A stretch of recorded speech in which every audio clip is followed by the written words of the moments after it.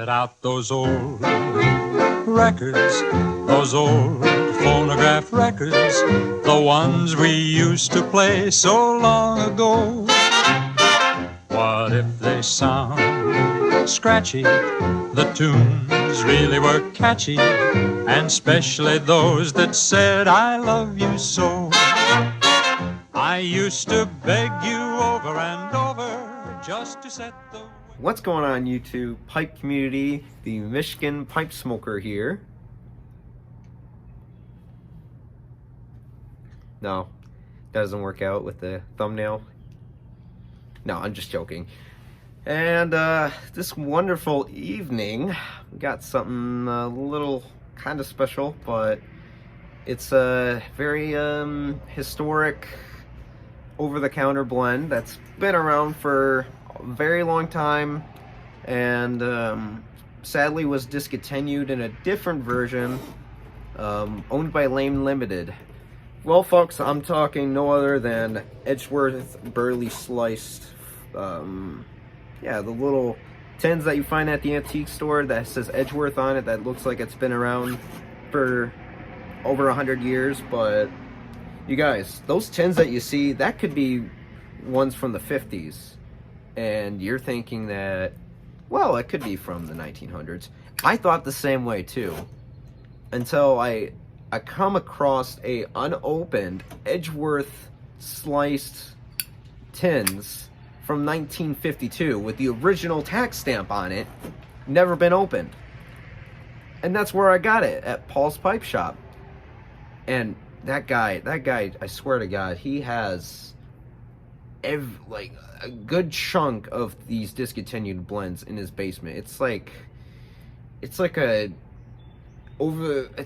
codger's haven down there, if I had to describe it to you. If you're like a fan of these blends, if you guys just live, around the area, at least in Ohio or Indiana or somewhere a little bit distant, it's definitely worth the trip. I would make a day to go visit, because you're gonna spend a whole lot of time there in his basement looking through everything. And he has tins of discontinued stuff, and he has a whole museum dedicated to his shop, which is quite awesome. I went up to his museum, and I saw these over-the-counter blends I never even heard of until I went to his shop. I wish I could give you an example, but I just know when I went up there, I saw, I'm like, what's this? I think one of them was being Plowboy, which I'd never even heard of. And I happened to come across a Plowboy a pouch unopened at an antique store. I got that for about $5 or $10, and I smoked it, and it smokes great. I'll have to do a review on it, but I especially smoked it with a corncob pipe, because I saw the Plowboy, he had a corncob pipe, had his overalls on, and denim overalls, and the straw hat, and typical farmer's look, kind of like old-timey farmer. And he had a corncob pipe sticking out of his mouth, and it just screams nostalgia for me. Like, wow, this was like when over-the-counter blends were it. But that was produced by Pinkerton probably back in the 80s or 90s, or maybe the early 2000s, because I couldn't find anything on Plowboy from Pinkerton especially. I know I seen old tins, old artifacts from the Plowboy era when it's at its prime, but yeah, that's that. But I'm probably getting off sidetracked here with not talking about Edgeworth. But anyways, Edgeworth has been around since the turn of the century, and it was I think originally as a cut plug or a flake like this, and then eventually they took that away, and they made it a ready rubbed, probably up until the 20s or the 30s, if I had to guesstimate. And Edgeworth has been doing good from the probably the 30s up until the 70s, and then probably around that time Edgeworth was just going downhill. And then very recently, you know, with Lane Limited, they've been trying to keep on to the tradition of Edgeworth, and they just, instead of putting Edgeworth on the tub, they put Lane Limited.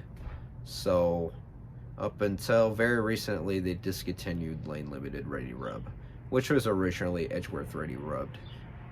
And from the Edgeworth tubs and the Lane Limited, they're pretty much the same, just without the Edgeworth.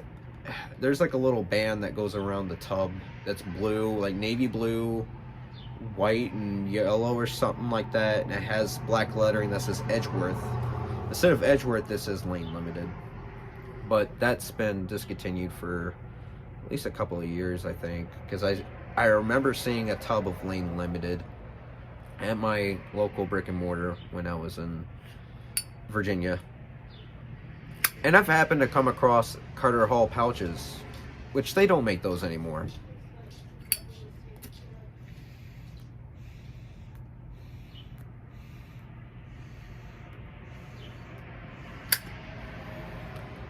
So I haven't talked about how old this Edgeworth sliced burley is. So I think I might have mentioned it, but I lose my conscience through these videos, so I do apologize. It's from 1952 or 1953.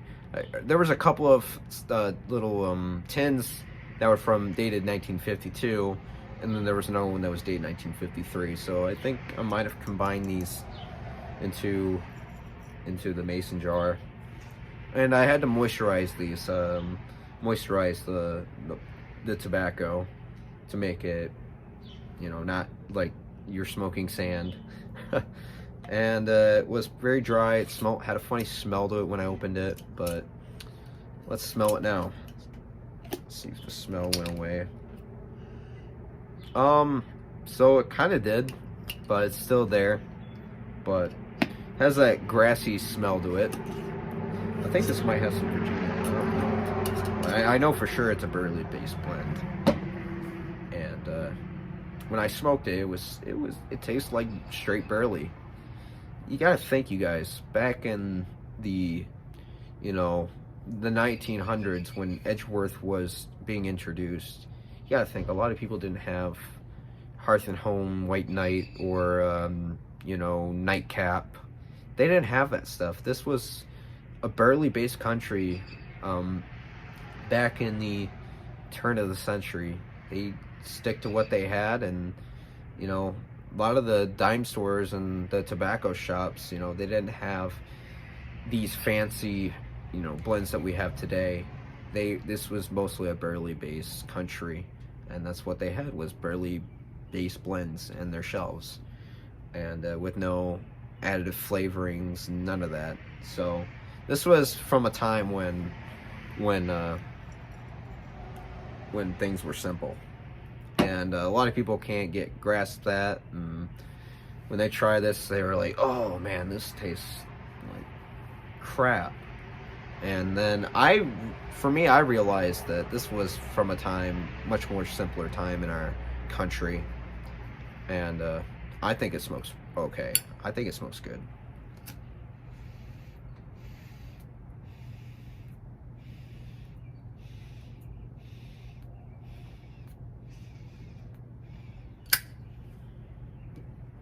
So, things are coming up next week. There is the Chicago Pipes. Oh my God, I cannot think of words right now. The Chicago Pipe Convention, or the Pipes show, that's going on, and next Thursday on the 27th. I'm very excited to go. Well, I'm hoping to go. So, I don't know if I'm not 100% dedicated, but I'm trying to get there. So I do have those days off at the during the first half of the show, and thinking about taking at least 2 days out of my off time to go visit the pipe show over in Chicago, and definitely looking forward to it. It'll be my first pipe show that I've attended, and I hope to go visit some familiar faces on YouTube. I know one of them I've contacted was Eric, the Blue Collar Piper, and he makes amazing content on YouTube about the golden age of pipe smoking. He has videos from the Civil War era up until, you know, the drugstore era, like from the 1860s until the 1950s, around that era. And he does these little collaborations, compilation videos of that era, and he talks a little about the over-the-counter stuff, and you know, that how America was just a burley-based country back in those days. And he also appreciates the over-the-counter stuff as well as I do, and he posts amazing content, you guys, so I highly recommend you go check him out. I'll put a link in the description below. And he also loves his custom builds like I do, but he has a lot more custom builds than I do. And yeah, can't wait to go visit him. And if you're watching, Eric, be sure to give you some good pipe tobacco, and maybe some other goodies as well. So yeah, definitely looking forward to the pipe show.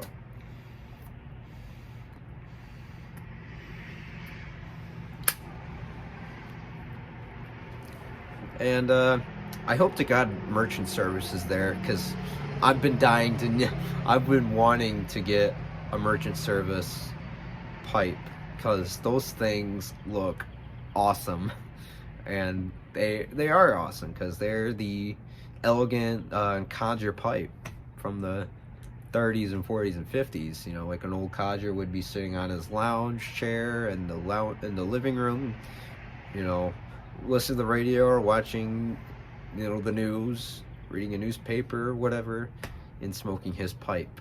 And that's what we kind of stereotypically think about this times, but I kind of romanticize about it a little bit. But I think we all do in the pipe community. We romanticize about something about the pipe, you know, like with some people, they really like Lord of the Rings, and they kind of romanticize about, you know, the Gandalf pipes. And you know, for me, I'm a history buff, so I kind of would like to think about the old times back in the 40s, the 30s, and the 50s. And yeah, I think that's when pipe smoking was at its prime. Until the 70s, I think that's when pipe smoking started to decline, and a lot of these over-the-counter blends have been discontinued. But if you're like me, that some stores have stashed away these discontinued blends, you might be lucky to come across Edgeworth burley, sliced burley. You know, just have to look, because I know I did pick up some half and half from the 40s in its original box. Because I know it's 40s, because of World War II they had to not make tins anymore because of rationing and, you know, the war effort. And yeah, it was pretty neat to have that. And, you know, I also picked up Sir Walter Raleigh special mixture from the 70s, and yeah, I picked that up yesterday, and it smoked pretty good, besides it being opened. So yeah.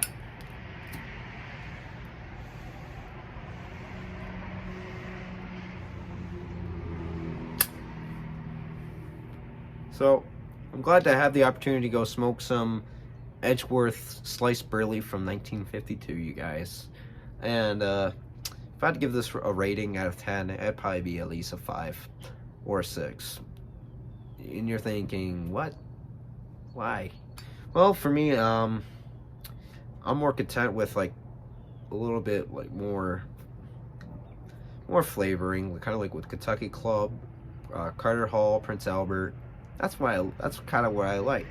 But with the Edgeworth Slice, this is a more straight burley, and not too much of a fan of straight burley blends too much, but I will enjoy them, and I tolerate it, and also I enjoy this one because it's very historical. Not a lot of people get to enjoy Edgeworth Sliced burley from 1952 every day, so it gives me an opportunity to do that. So hope you guys enjoyed the video. Leave a like, comment below what blend I should review next, and hope to see you in the next video. So take care, you guys, and good night.